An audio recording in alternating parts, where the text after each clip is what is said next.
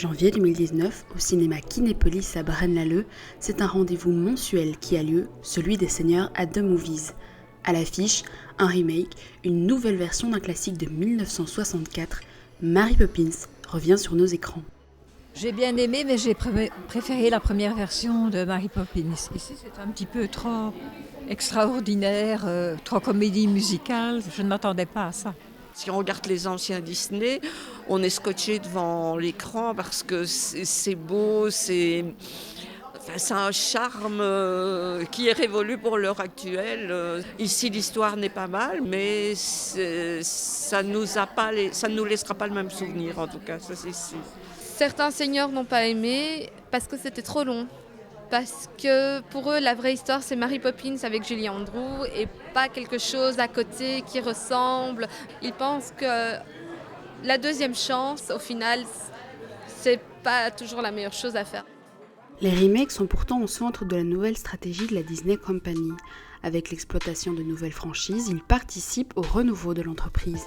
Disney, un univers initialement dédié à l'enfance, semble aujourd'hui conquérir tous les publics. Alors a-t-il vraiment changé ? Qu'est devenu le géant du divertissement ? Experts, fans, tous nous parlent de l'évolution de cet empire qui fut édifié à partir d'une souris. Ça, c'est la première figurine que j'ai eue, la toute première, il y a 8 ans. C'est celle qui m'a fait commencer ma collection. Megan a 22 ans et elle est ce qu'on pourrait appeler une véritable fan de Disney. Chez elle, elle a même une pièce dédiée à sa passion. Ici, scènes de films d'animation, princesses, personnages fantaisistes, Mickey, sont autant de figurines déposées sur ses étagères. Une collection qui pourrait bien être la plus grande de Belgique. Je collectionne Disney depuis 8 ans maintenant. J'ai un groupe Facebook, une page Facebook. J'ai voulu partager avec d'autres passionnés et maintenant on est plus de 11 000 personnes. Grâce à sa page Facebook, Megan est en relation avec de nombreux fans et elle l'affirme, la communauté Disney, comme elle l'appelle, n'a cessé de grandir en Belgique ces dernières années. Aux États-Unis, l'entreprise culturelle appuie son hégémonie en télévision avec ABC ou ESPN. Mais chez nous, c'est surtout par le cinéma qu'on la connaît. Il faut aller en France pour la découvrir autrement avec les Disney Store mais surtout Disneyland Paris. Alors avec une amie, Megan a créé un meeting Disney. Ce jour-là à Fleurus, les gens attendent impatiemment dans la file. Petits et grands sont venus braver le froid et la pluie. Certains veulent voir Mickey, d'autres sont ici pour chiner. Étant donné qu'on est très fan de Disney, Mickey, Minnie et ma fille aussi, elle attend dans la voiture, on s'est dit on va passer une petite journée faire du shopping, mais on ne s'attendait pas à tant de monde. On adore tout ce qui est Disney, on aimerait bien dire d'acheter quelques petites choses et remplir la collection à la maison. Et impossible de ne pas remarquer l'engouement que suscite Disney. Pour l'occasion, la salle est littéralement comble. Donc c'est un meeting Disney, une sorte de grosse brocante exclusivement des produits Disney. Et alors c'est notre 3e édition et c'est une toute nouvelle salle. J'ai pas de chiffres, mais là par exemple, il y a tout le monde n'est pas encore rentré. Donc à mon avis, il y a au moins 2 heures d'attente pour rentrer dans la salle actuellement. L'idée, elle est née pour satisfaire les fans et les collectionneurs, qui chaque week-end se mettaient en quête de nouvelles trouvailles, sans savoir où chercher. Donc ici, j'ai acheté la petite figurine Mickey qui pense à Minnie.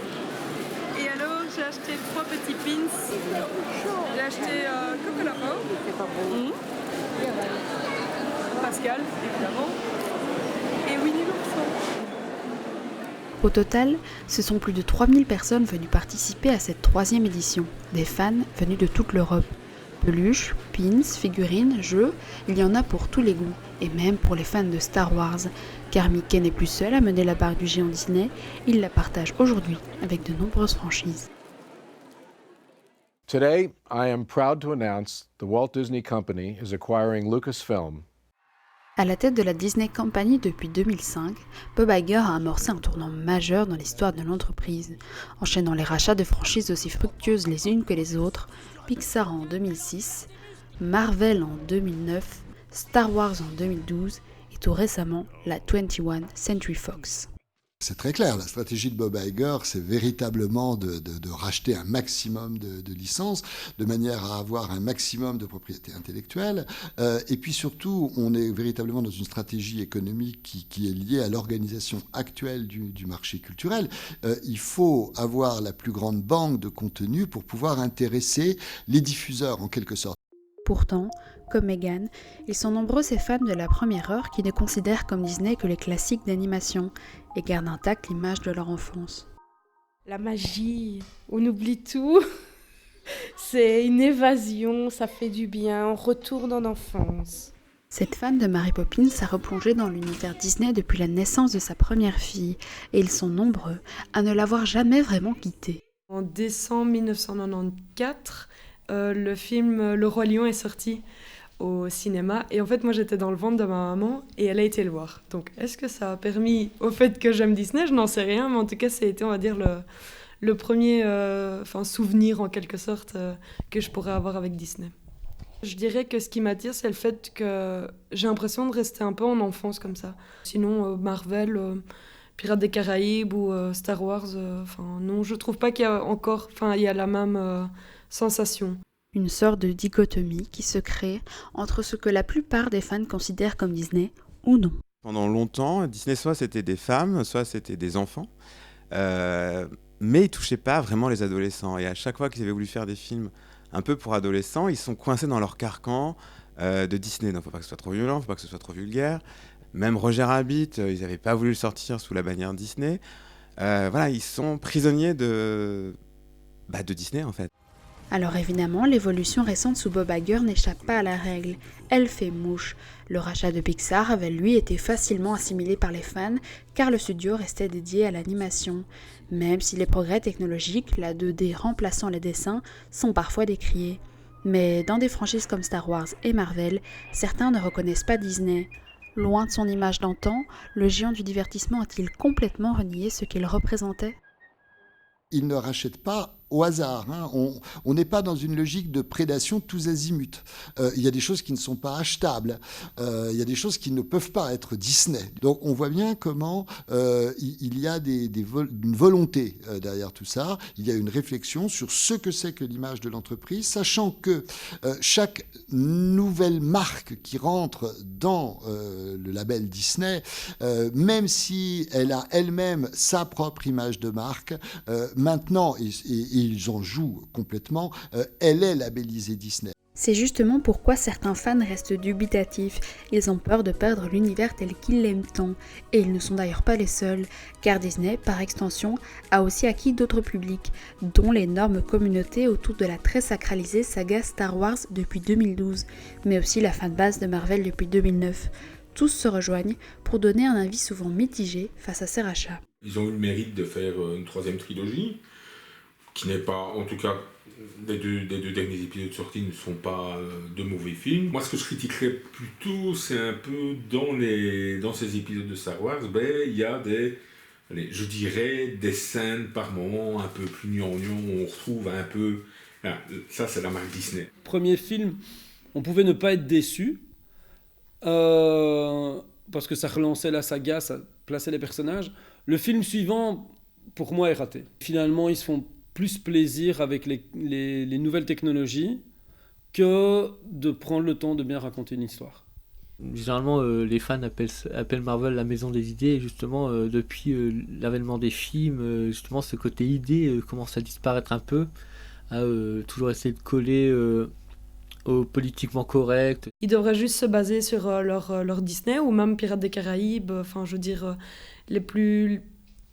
ceux qui sont déjà un peu plus là depuis plus longtemps, et voilà, pas commencer à acheter plusieurs bazars, parce que finalement ça va perdre un petit peu la magie, quoi. Pourtant, on ne peut nier l'efficacité de cette stratégie, car tout n'est pas négatif, loin de là. Il y a 10 ans, Bob Iger orchestrait son premier grand coup de poker. Un an après le premier volet du MCU, le Marvel Cinematic Universe, Iron Man en 2008, la franchise était rachetée pour 4 milliards de dollars, et cette année, c'est un peu celle du bilan. Voilà, le Marvel Cinematic Universe est lancé. Je vais voir Iron Man, il y avait Hulk, et là il y a Thor. Et à la fin, en post-générique du film Thor numéro 1, il y a le teaser de Avengers. Donc là, c'est le plus gros moment de rupture. Disney, pour moi, c'est vraiment l'extraordinaire, le plus. Et ils se sont couplés à Marvel, et Disney-Marvel, là-dessus, c'est le couple parfait. Avengers numéro 1 a changé la manière dont on fait les blockbusters. Avengers Infinity War a changé la manière dont on fera les blockbusters. Parce que l'événement tant attendu en 2019, c'était bien entendu la sortie de Avengers Endgame, qui marque la fin du MCU, des personnages et de l'histoire tels qu'on les connaît aujourd'hui. Retour en images sur une soirée que les fans ne sont pas prêts d'oublier. Vraiment emballé, ça fait 1 an que je l'attends, donc il faut vraiment que j'aille dans cette salle et que j'aille le voir. C'est la culmination de plus de 10 ans dans l'univers cinématographique, donc c'est hyper important, et étant un gros fan, complètement impatient et complètement fou de voir ça. C'est vraiment pour moi Captain America 2 qui m'a totalement lancé, et en fait j'ai commencé à lire les comics grâce à ça, et là maintenant je suis un gros malade de comics depuis 2014 donc. Et le fait d'avoir Disney, c'est un rachat énorme, ce qui fait que ça permet d'avoir des super gros budgets pour la prod.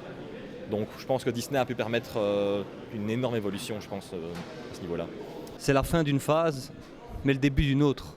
C'est surtout ça qu'il faut prendre en compte, et c'est ça qui nous intéresse en tant que fans, en tant que liseurs de comics ou de regarder les films, on adore ça. Récemment, Avengers Endgame a détrôné le box-office du film Avatar, devenant ainsi le plus gros succès du cinéma de tous les temps, avec 2,787 milliards de dollars. Certains fans sont d'ailleurs loin de refuser cette évolution.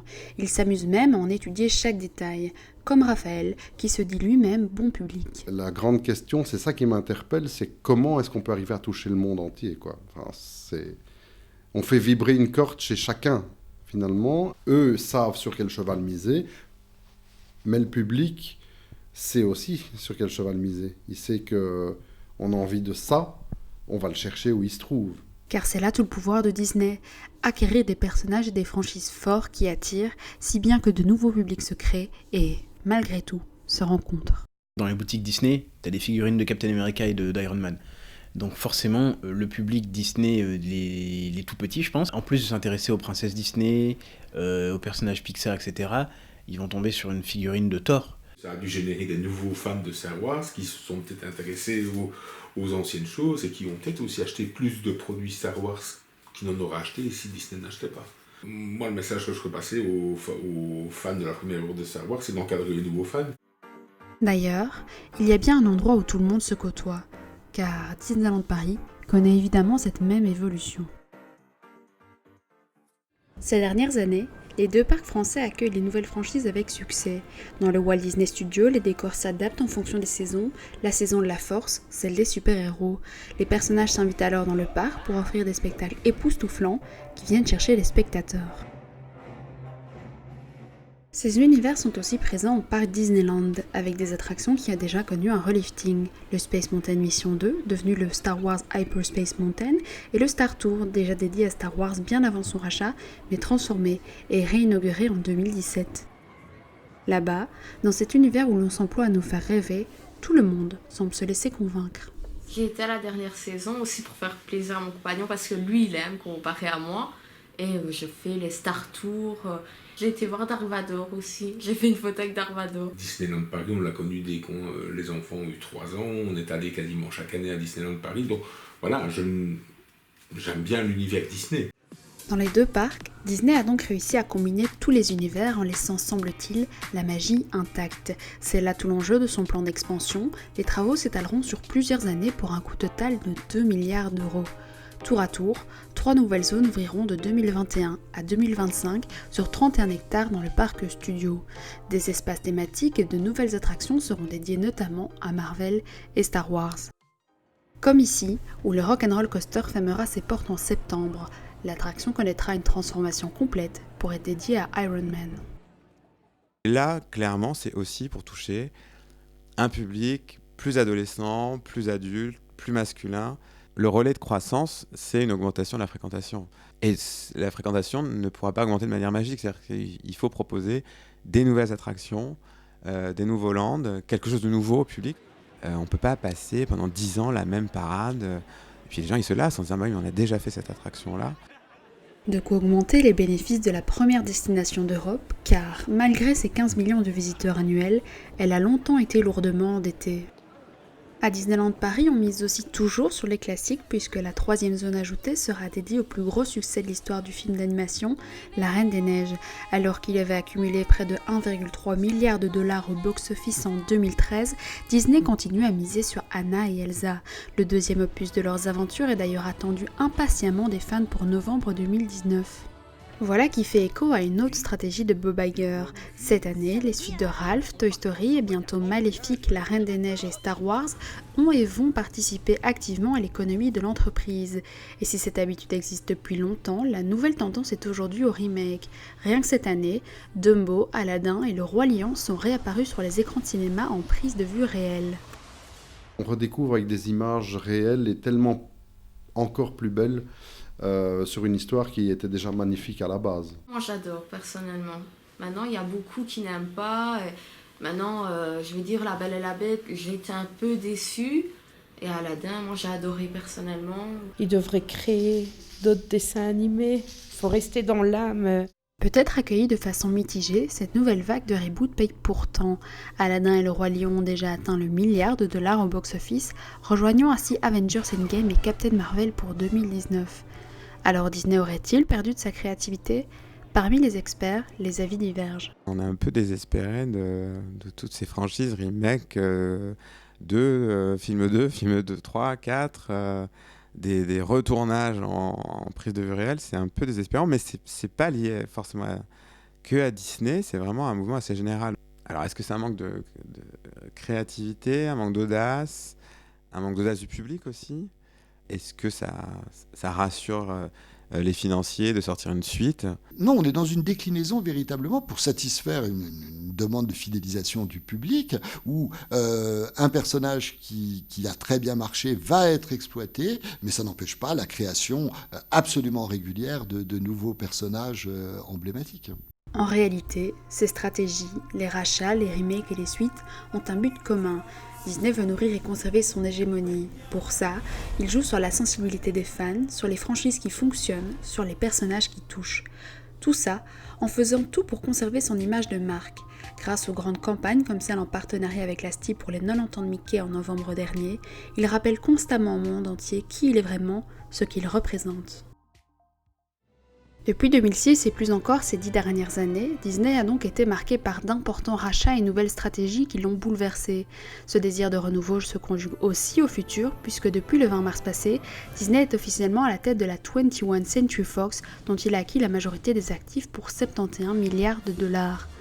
Un chiffre colossal qui devrait rapidement porter ses fruits, Disney a d'ores et déjà annoncé de nombreux remakes, suites et nouveaux films sous la bannière de la Fox, et le programme serait déjà bouclé jusqu'en 2027 avec 4 opus supplémentaires d'Avatar, ce succès phénoménal dont le box-office vient d'être détrôné par Avengers Endgame. Ça, je trouve que ça s'éloigne de la magie, de nos classiques. Vu que moi, je suis que pour le classique, non, ça, je trouve que c'est un peu exagéré, quoi. Je ne suis plus étonné, du coup, puisqu'on est passé par là déjà. Donc, pour moi, c'est une continuité. S'ils rachètent la Fox, ben voilà. Mais ce n'est pas parce que c'est Disney que je vais m'y intéresser plus. C'est pas parce que c'est Fox que je vais m'y intéresser. C'est parce que s'il y a une suite de quelque chose, parce que je me suis intéressé à l'original et que je vais vouloir voir ce qui va se passer. Et s'il y a du nouveau et qu'il est bien présenté, il va me donner envie d'aller le voir. Après, je ferai mon esprit critique derrière. Et ce rachat n'a rien d'anodin puisque Disney récupère ainsi le droit d'exploiter des franchises comme les X-Men ou les 4 Fantastiques. Il s'ajoute ainsi au catalogue de personnages déjà impressionnants de Marvel.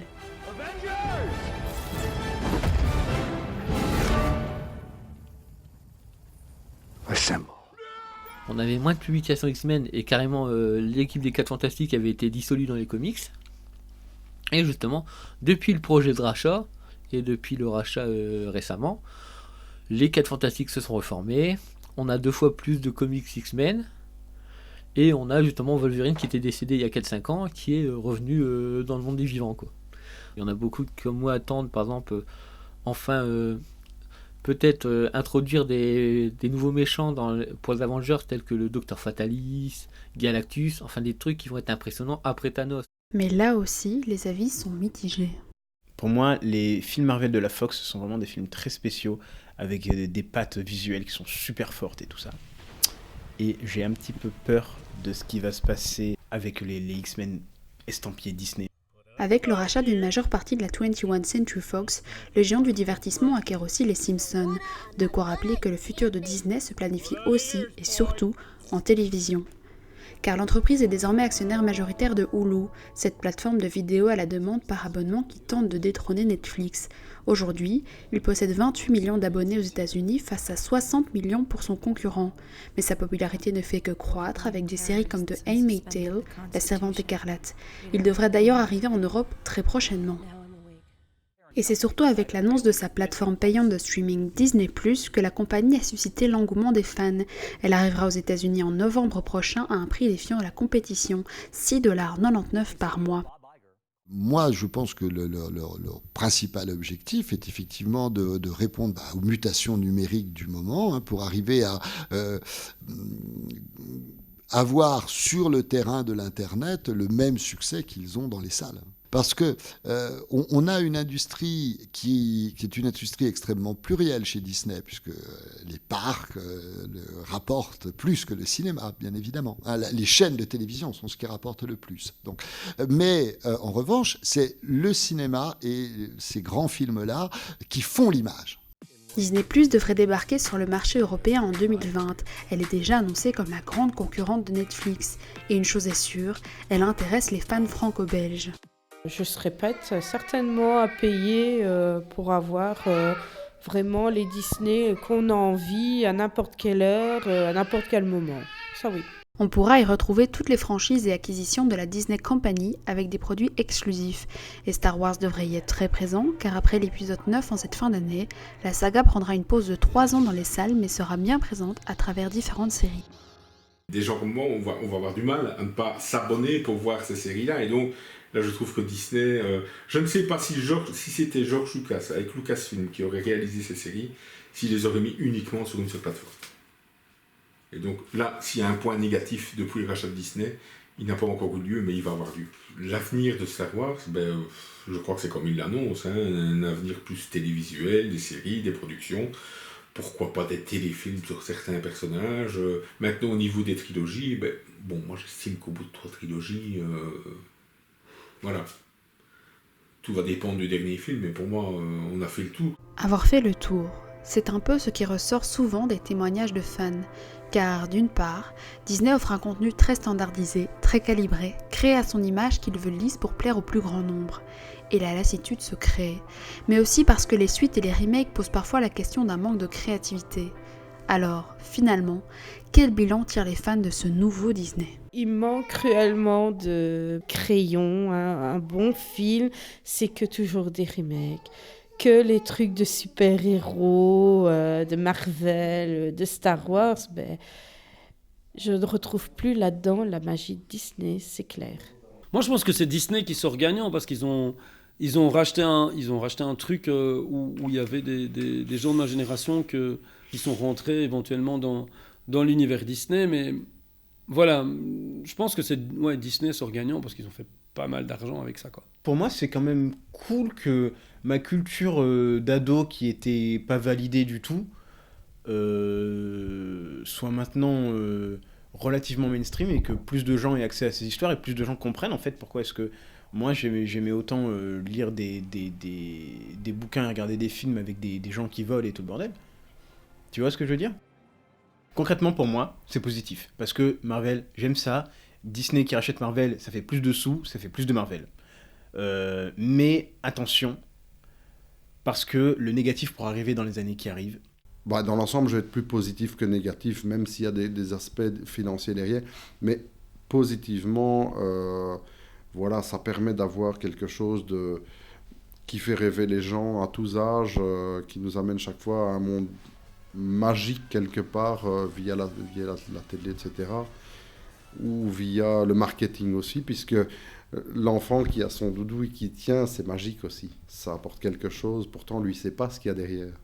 Disney, le géant du divertissement, le capitalisme du rêve. Alors que son évolution divise, autant dire qu'elle porte ses fruits. Et 2019 confirme l'importance de ce tournant. Car cette année est celle de tous les succès.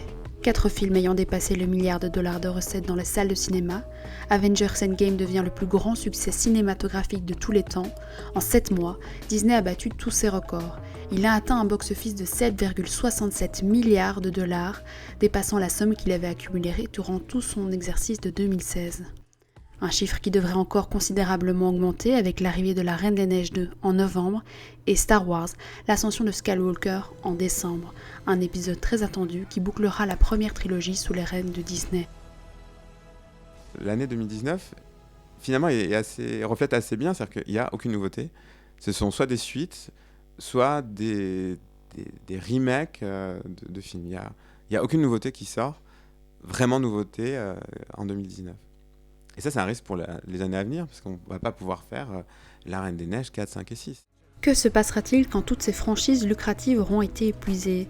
Quand tous les films d'animation auront connu leur version en prise de vue réelle ? Quand toutes les suites auront été réalisées ? Disney peut-il encore surprendre ? Pour l'instant, ce qui m'est proposé me plaît. Le jour où ça ne me plaira pas, je ne regarderai pas. Puis je peux toujours revenir sur des choses qui me plaisent. Donc rien ne disparaît vraiment et dans le futur, je suivrai toujours Disney, je pense. Avec la démission de Bob Iger en 2021, l'homme qui est derrière ce renouveau, ces questions sont plus que jamais pertinentes. Mais une chose est sûre, le futur de Disney est déjà bien planifié.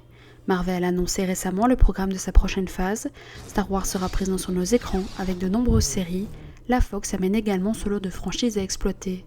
Alors, pour la Disney Company, bien ancrée dans tous les esprits et à travers le monde, le déclin n'est certainement pas pour demain.